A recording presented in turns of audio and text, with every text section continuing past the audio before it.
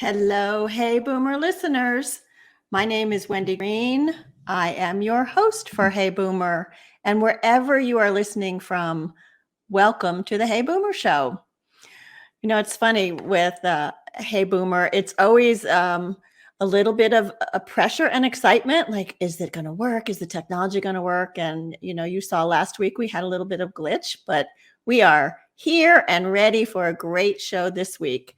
And I wanted to just give you a brief intro to Hans Petersen, who says, "I paint what brings me joy."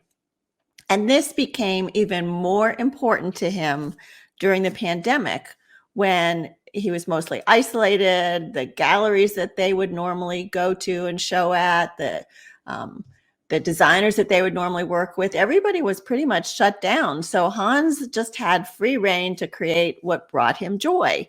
And during that time, his creativity really flourished. And he found himself yearning for the fun and the boldness and the vitality of the 60s graphic design and art movement. Y'all remember the 60s, right? Maybe. With a history in graphic design, Hans began to incorporate these elements into his work, and he created several collections, a couple of which we're going to explore today. And he remembers telling his wife during the isolation of the pandemic, "We only have the fun we make ourselves." Think about that. We only have the fun we make ourselves. That's a pretty profound statement. My mother, who I speak to every day, ends our phone calls most of the time by saying, "Make it a good day." You know how most of us say, "Hope you have a good day, whatever." My mother says, "Make it a good day." She puts that responsibility square on me. Sometimes I'm able to do that. Sometimes my thoughts get in the way, and I'm not always able to make it as good a day as I would like. But as Hans said, we make our own joy, we make our own fun. And I think as we examine our thoughts and we examine our interpretations of what's happening, we can start to see how we might get in our own way of creating that good day. So now I'm passing it on to you. Make today a good day. Before I bring Hans on, let me share a couple of the never too old stories with you.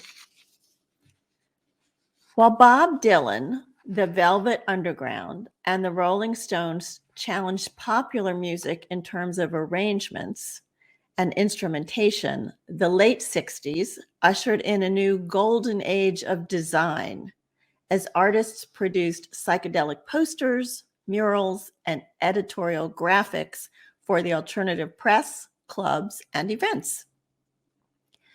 One of the artists from the 60s whose work became synonymous with op art is Brittany Riley.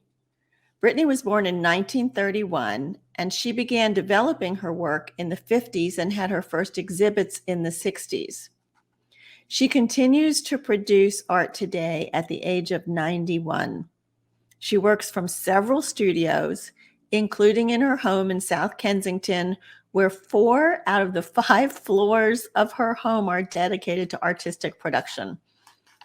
I don't know if she does everything on all those 4 floors, but they are still producing art for Brittany Riley. My second story is about Sam Gilliam. Sam was born in Mississippi in 1933, and he is a color field painter and lyrical abstractionist artist. Gilliam, an African-American, is associated with the Washington Color School, a group of Washington, D.C. artists that developed a form of abstract art from color field painting in the 50s and 60s. He is best known for his works on stretched, draped, and wrapped canvas. In his more recent work, Gilliam has worked with polypropylene, computer-generated imaging, metallic and iridescent acrylics, handmade paper, aluminum, steel, plywood, and plastic. As these artists continue their creative pursuits, our guest today, Hans Petersen, is also exploring and continuing creative pursuits.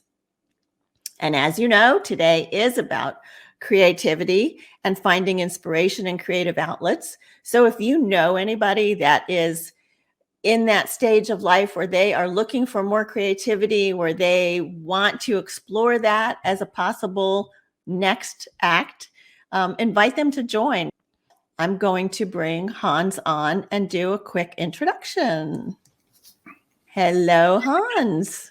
Hey, Wendy, how are you? I am well. How are you? I'm good. Good. Well, I know you don't typically do interviews, so I'm really honored that you have agreed to be a guest on Hey Boomer today. I'm Thank honored you for to that. be a guest. Thank you. Let me give them a brief background on you, and then we'll get started. So Hans Petersen is an international artist, Danish-born. He was educated at the Royal Danish Academy of Art in Copenhagen, right? Yeah, whatever. That's fine. Yeah. Copenhagen. Though Hans' initial studies were in architecture, his love of abstract expressionism intensified with inspiration from the Cobra movement, especially artist Asger Jorn.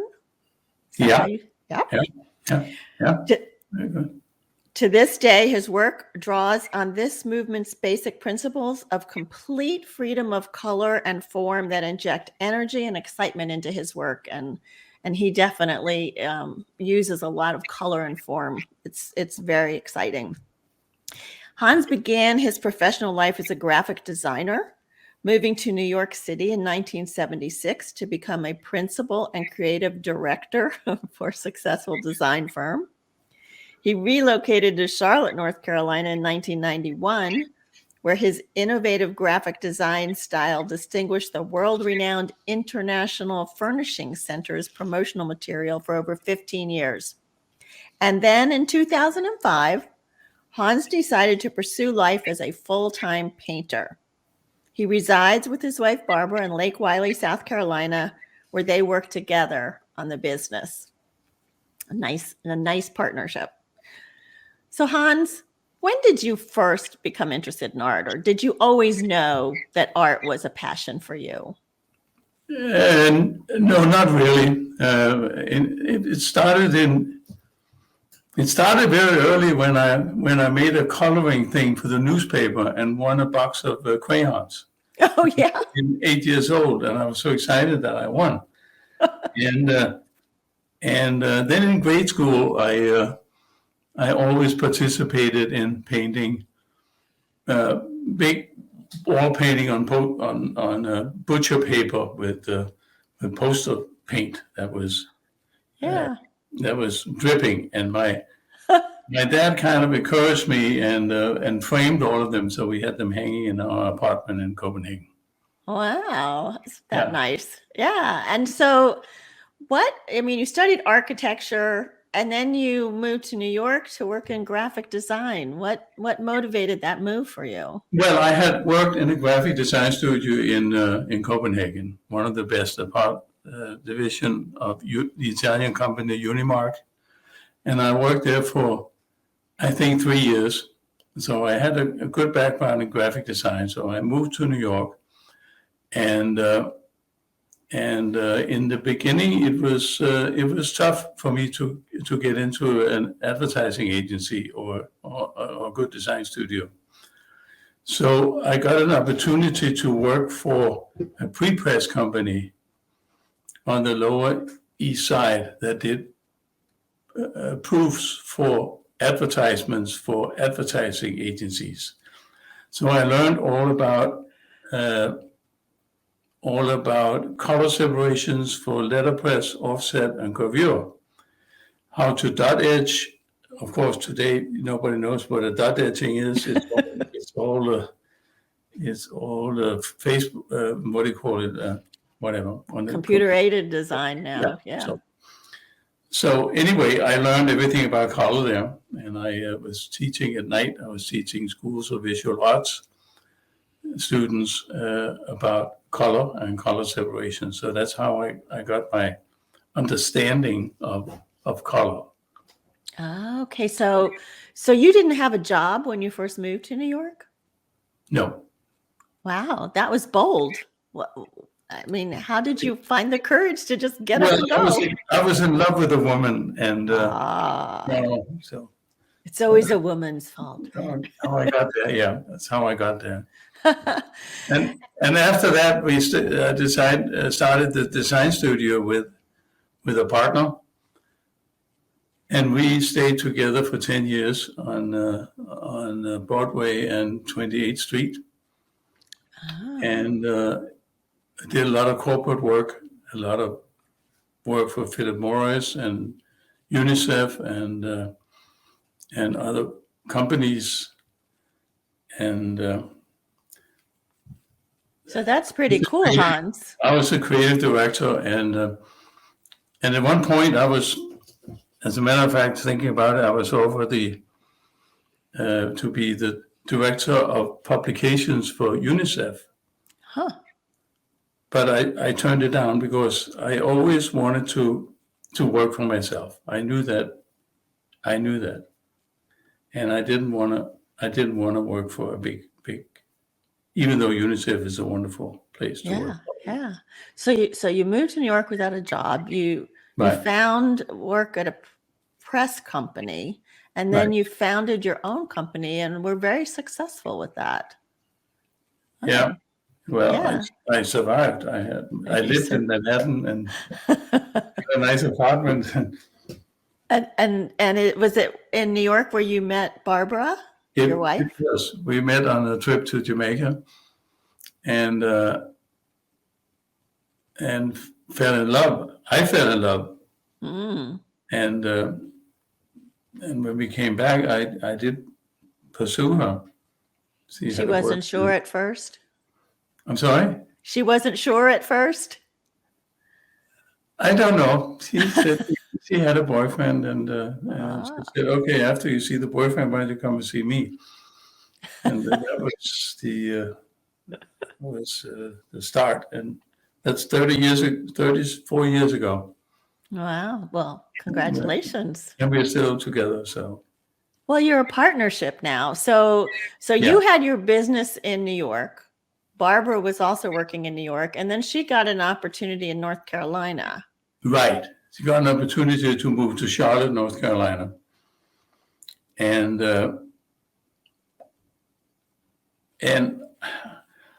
I have been sweating it out on the Lexington Avenue subway for 12 years with no air conditioning and anxiety attacks because you couldn't move and the train stopped before Grand Central Station for half an hour with nobody telling you what was going to happen.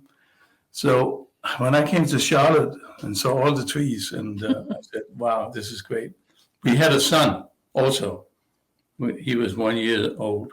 So we said it's probably a great idea to move. So we moved to Charlotte. But you had your own business. Did you just move your business down to Charlotte, or what did you do? No, you start from scratch. You started from scratch. And I rented an office and start sending out letters, 200 letters probably, call letters. As you know, you can say if you can make it in New York, you can make it anywhere. Not exactly true, but eventually this letter landed on the desk of a person at the International Home Furnishing Center in High Point, and she showed it to the person in charge. And they had an advertising agency that they were not pleased with anymore. So I said, let's see his work, let's give him a chance. And in the beginning, I designed something for them, and they eventually liked it. And so I kept working for them for 15 years, doing all their booklets and promotion. It's the biggest furniture show in the world, if people are not familiar with High Point. They come from all over the world and have buildings there. Wow. So you did all of their graphic design and advertising for them? Yeah.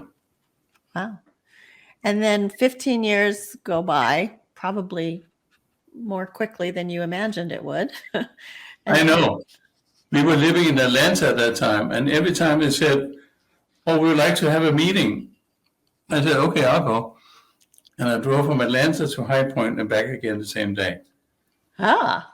I had an old Mercedes diesel that made it back and forth so many times, because if you're going to be professional, you got to be, if they want to talk to you, you're going to be there. Yeah, and that was before Zoom, when we could just do these. Yeah, it was way before. Yeah. Yeah. And then so when did you actually move up to Charlotte, the Lake Wylie area? Well, we lived in Charlotte, and then my wife got a job with Home Depot in Atlanta. Oh, And so we moved there. That's why I commuted back and forth from Atlanta to the okay. Home Furnishing Center. And then we moved back to Charlotte. And our son went to Charlotte Latin School. And so we lived in Charlotte. And then I bought this house on Lake Wylie. And we moved to Lake Wylie, where I have my studio now. Yeah, I can see the artwork behind you. I love it. Thank you. So let's talk about that. So 2005 comes along, and the International Furnishing place says, well, we're ready to try somebody new. Is that right? I'm sorry, they're ready to? Try somebody new. No, they were not ready. The IHFC, the big building that had all the biggest showrooms, they were in charge of all the publications. But it changed. So all the other buildings in High Point, which are like 20 other buildings, they all pulled together to make a market organization.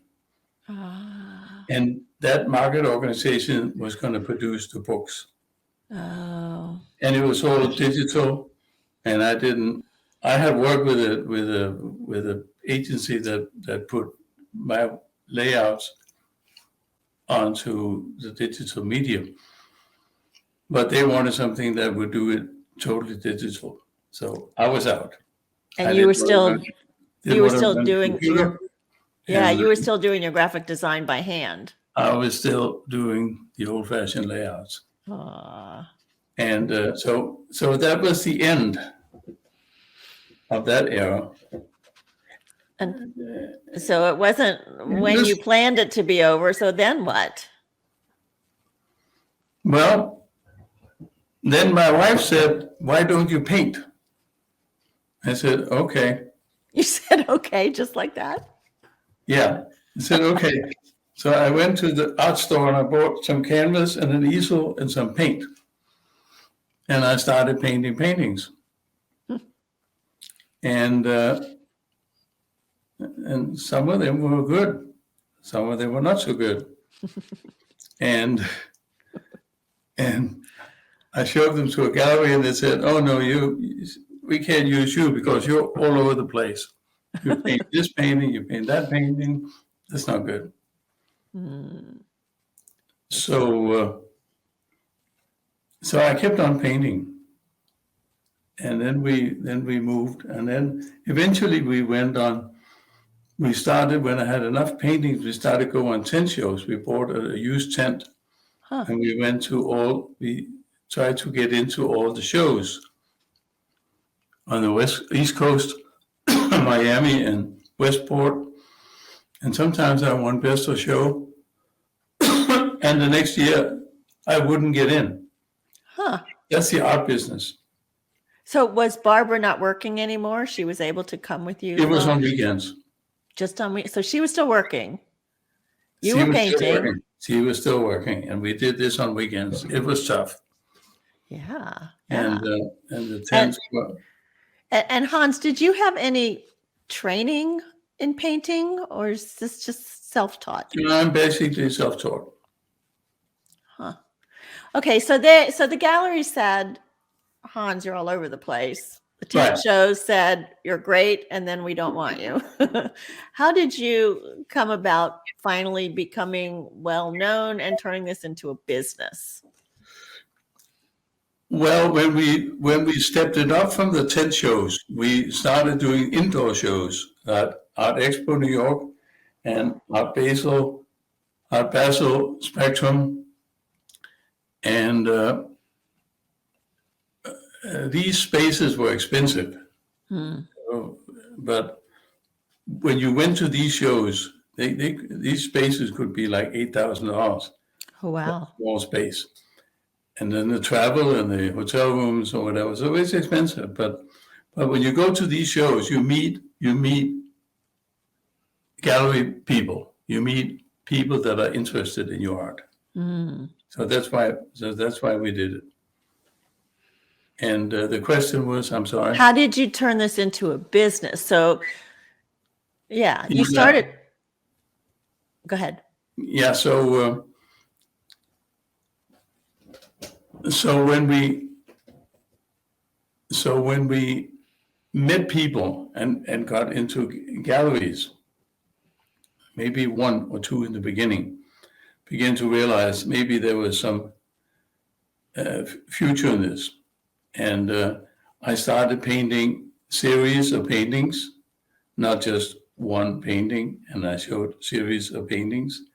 And I met with some very professional people at these shows, and they said, if you're going to be a professional artist, you're going to paint at least 50 paintings a year. And that time I was like, 50, that sounds like a lot. Now I realize how true that statement was. Now for the last 5 years, I paint at least 40 to 50 paintings a year. That's what you have to do. If you're a professional artist, you have to paint every day. But there's more going into being a professional artist. You're gonna research galleries, and you're gonna showcase your art. You're gonna have it professionally photographed. You take it to a professional photographer. Then you take it to. I designed my booklets with the paintings. But then you take it to a graphic designer that can put it on. That can make the book work on a TIFF file or whatever it's called. Then you send it to a printer, and we print 150 of each brochures. Each brochure we make, and then you're going to realize that you have other expenses like storage. Shipping, insurance. And when people, this is interesting, when people walk into a gallery and they see like a painting hanging behind me, let's just say it's $6,000. They say, oh my God, he slapped paintings on this thing and he won $6,000. Right. This is what you have to realize. Let's say it's 6,000. It's probably a little bit more, but the gallery takes 50%, which is totally legit because they do a lot of work. They have a lot of overhead. It is. People say, "Oh, that's a lot of money." No, it's not. They richly deserve the 50% they get. And then on the other 50, as I said, well, you have to do photography, print booklets, insurance, storage, traveling, shipping, sending out brochures to, when you're professional, you send out brochures to collectors, to galleries, trying to get new galleries. It's a lot of promotion going on, and they cost a lot of money. So out of the 3,000 that you have, you spend a good deal on that on what I just mentioned. So Yeah, it's really, I guess you do. I never thought of it like that. it's really not. It's not like, okay, he painted that painting and he won $6,000 for that crap. He must be crazy. No, he's not. I might be crazy, but I'm not. Yeah, but not for that. So not for that.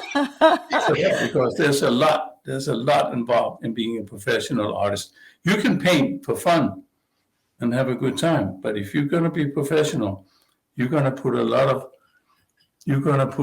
work in, and that's what Barbara is doing now. She's almost full time promoting my business, sending out brochures to collectors, doing emails, doing everything to promote everything. Even this show, she's promoted a So lot. that's great to have that kind of help. So, You need that. but so you made the comment, you can paint for fun, or you can, or be a professional. As a professional artist, how do you find the fun in it?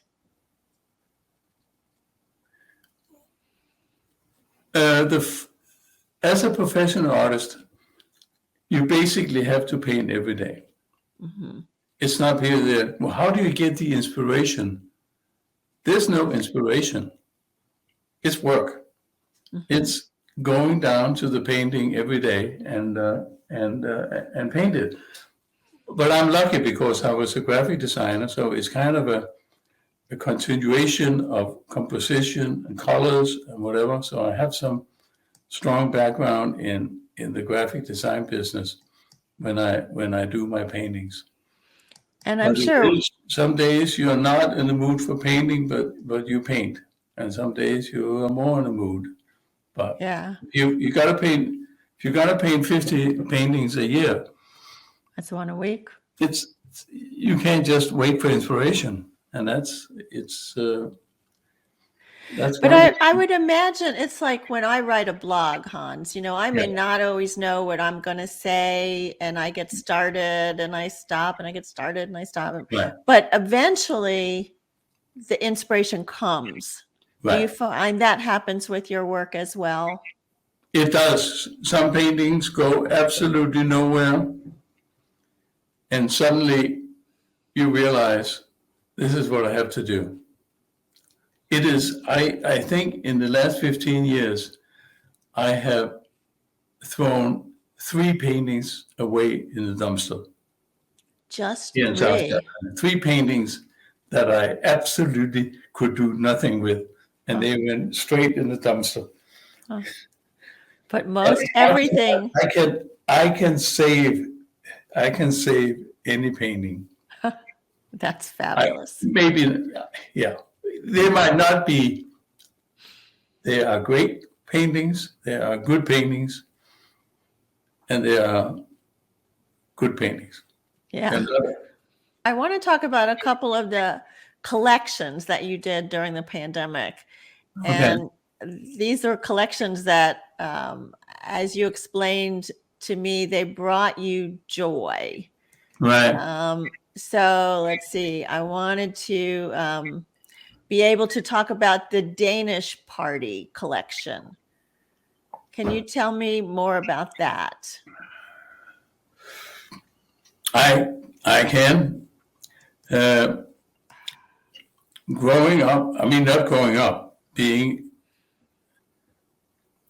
Graduating from college at 67 in Copenhagen was a premier time for the flower power movement and the excitement of color, that is color, purple, orange, that Copenhagen and London were doing, and the graphics, the typefaces, just was the most exciting time you could grow up as a graphic designer and painter. And it was, I do that a lot, and I still use these paintings. Some of these paintings behind me, you can still see as the 60s color vibe. Yeah. So, which is part of what it. But this series of paintings were more the party things, how Danish people party. Unlike any other people, maybe somebody in South, I don't know, party. How do Danish people party? Till they go down. And sometimes they take a bath or a shower and they come back and party, and they get sick and they party again. And they end in the morning. nobody drives home. They all leave their car and come back the next day, and then they start partying again. Oh, goodness. And this is what I try to depict in these paintings. So the sense of continuity from continuing on from daylight to daylight. Daylight, a couple of passed out women. That painting sold with the Danish flag and the woman passed out under the Danish flag. That's sold in my gallery up in Milwaukee. So that was kind of a. They're very graphic. They're very graphic, and I like some of them. It was so much fun to paint this during the pandemic. My thoughts went back to the 60s in Copenhagen, and I started thinking about that and painting what I remembered from the partying days. Not so much my studying days, but the partying days. And so then you have another collection that I really liked called Pure Joy. Right. And let's talk about Pure Joy, because this one I really liked because it not just the colors, but it also combined more of your graphic background, I think. Do you think? You're right. It was more my graphic backgrounds and it's more a colorist approach and colorist and graphic approach. And I came up, excuse me, I came up with this shape of a head, and I don't know where it came from. And I started painting around that, and then the big mouth and no eyes and no nose or whatever. And this series has been, I only painted 6 paintings, but they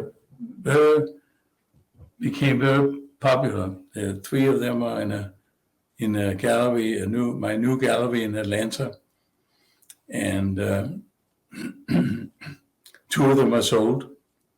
And it was they're very tedious. It really challenged me to work freehand on some of these lines.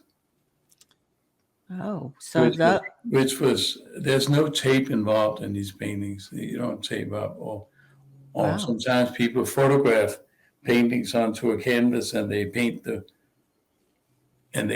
according to the photograph. These are totally freehand.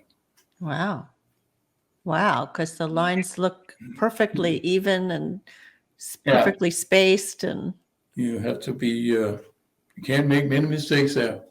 It's quite a challenge.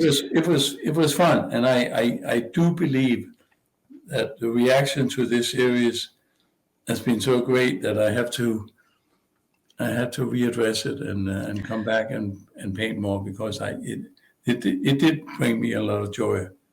I was going to ask you about that. You said you did 6. I was going to ask you if you ever go back and add to collections that you've already started. Oh, I will. I definitely will. I am testing collections. I'm testing out. I'm painting like 16 or 12 paintings in each series. I have a new series coming out, and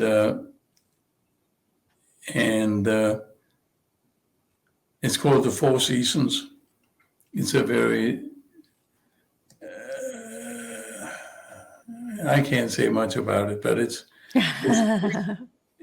coming out. And if people like it, and if it gets a good response from the galleries, I will definitely go back and paint them. So Hans, I mean, obviously you sell the originals in the galleries. Do you ever make prints of your work that people can buy? No, I don't. No. It's the original Hans Petersen. It's all original. The moment you make prints, you devaluate your originals. And the galleries are not excited about that. So what we do is we have made some bags, what do they call it? Bags with a strap on? I can't remember. Like tote bag, a backpack? Tote bags. We have made tote bags in the last month, we have made tote bags of some of the paintings, and they will Oh, be on my website oh, good idea. for sale. So that's different than making prints. Yeah, That's no, different. that's a good idea. I like that. Yeah, the tote bags they're very cool. Very Um, cool. They have pockets inside. They are really people should definitely gravitate toward those. yeah. And the website is Give the artist some money. This is the tube of acrylic paint. uh-huh. 5 ounce tube of acrylic paint. Look at these paintings. You know how much this is? This tube of acrylic paint. We're not talking oil. This is $30. One, two. $30. This Wow. tube. It's not that big. See, that's how big it is. That's not very big. Yeah, you need a lot of it for that painting behind you. $30. So people In can see, canvases, it's expensive. so people can see your collections and those tote bags at your website, Hans Yeah, Petersen. website. Yeah. So please be sure that you spell Petersen, Petersen, Ian. HansPetersenArt.com. I misspelled it in the beginning, and Petersen En is Danish. Petersen On is Swedish. And we do not want to talk about the Swedish. Okay. We do not like the Swedes. Be nice. Okay. So do you ever do custom work? Like if a designer comes to you and says, I'm doing this great house and I need certain paintings, do you ever do custom work? Very rarely. Very rarely. I've done it a couple of times when the painting was easy to duplicate. And then still they said, oh, there's a little too much blue in it. Mm. So, no, I don't. I sold a painting in Charlotte that the designer designed the whole dining room around the painting with the colors I had in my painting. And they said, so people said, we want another painting like that. And I said, I don't do custom work. It's too difficult to find. I don't want to duplicate my own work. Yeah, and you want to do your own work. I want to do my own work. Yeah. Every painting I paint is an original. And I paint series, and I change series every 3 months or whatever. Oh, wow. Because like Picasso and all the other guys, they changed it every 10 years. But I'm getting so old, I have to change it every 3 months. Or maybe next year I have to change it every month. Oh, stop. So when I asked you about having fun, how do you make your own fun? And Barbara was on too. She goes, see, he has such a great sense of humor. You make your own fun. You make yourself laugh, don't you? Well, we try. Do you ever? Excuse me. We still don't go out to restaurants. We still don't with the pandemic. We still don't do that. There are two reasons for that. We don't want to be exposed, and we can't afford it. Oh, right. I know, because the gallery takes half of your earnings. Oh, we are partying. We are doing this restaurant and this restaurant. Barbara is an outstanding cook, so. There you go. You don't have to go out. The life at home is good. Yeah. So when are you inviting me for dinner? We were. We got to Greenville. This is another thing. When we met you in Greenville last time about being a professional artist, we were on our way to Atlanta to spot galleries that we have researched. And we found one gallery we really liked, and they were in the price range. And we sent them a packet of 7 of my brochures and letters and whatever, and she wrote back, this is what we've been looking for. Hans is one of our artists now. Is getting a solo show in October. So it takes a lot of footwork. It takes a lot of to be a professional artist. You have to do a lot of work. So you reinvented yourself from a graphic designer to a professional artist. How long do you think you're going to continue to work as a professional artist? Well, Matisse, they put a stick on his hand and he was painting on the wall, right? Oh, this is what I want to say. This is my point. Okay. Of this Hey Boomer is that when I didn't work for the Home Furnishing Center, I didn't want to do computer art. Then I didn't think about what I wanted to do. And I think a lot of people don't realize that you have to go back to your childhood to find out what was really your interest. Mm-hmm. And sometimes you don't remember. And sometimes I didn't remember painting. Okay. So maybe that's a message for boomers. I love that you said that because, I do a what's next group coaching thing. And one of the exercises is write your life story, because you start to remember back. What was it that you loved doing as a kid? What was it like you loved when you were young? Yeah. You go back to that with sports, whatever it is. Yeah. That's awesome. That's our takeaway from today. So that's great, Hans. Thank you. Let me again share your website. So it's Hans Petersen, Petersen, hanspetersenart.com. And if you want to email directly, it's info@hanspetersenart.com. And you can ask questions. You can, find out more about where Hans might be exhibiting. So if you wanted to go drop in and see some of the shows. So thanks. This has been amazing.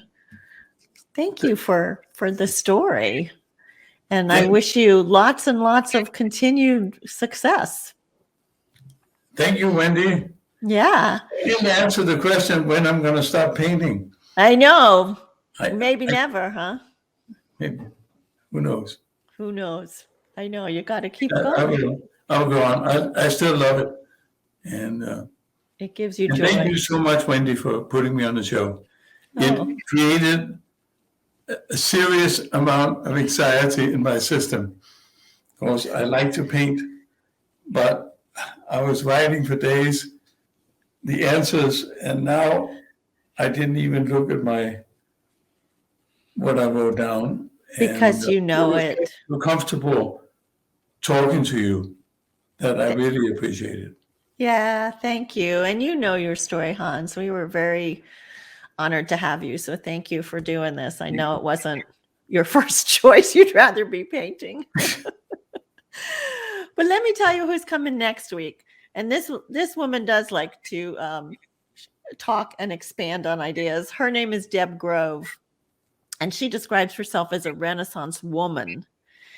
Deb combines the knowledge she has gained from travel, her experience as an entrepreneur, her work with the IT industry in Asia and Silicon Valley, and her work as an artist to create her visions for the next chapter in her life.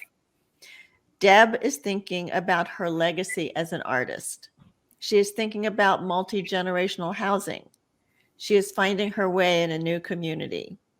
Deb is a dynamic woman who will bring a lot of energy to our conversation, and I look forward to talking to her next week.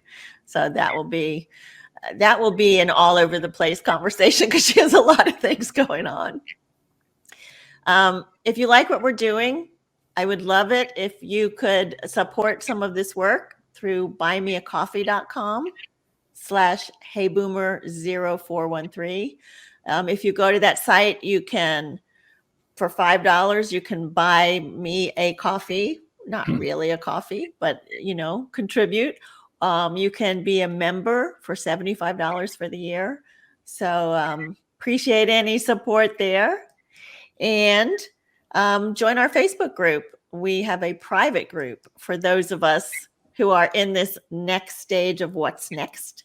And it's where we can share our thoughts and fears and ask questions and be inspired by other people. So if you'd like to join that, send me an email at wendy@heyboomer.biz. In fact, send me an email at wendy@heyboomer.biz and let me know that you like the show. It's always good to hear from you. So thank you all for tuning in today. I know your time is valuable, and I appreciate that you joined us, and I appreciate that you got to know a little bit about Hans. And remember to live with passion, live with relevance, live with courage, and you are never too old to set another goal or dream a new dream. My name is Wendy Green, and this has been Hey Boomer.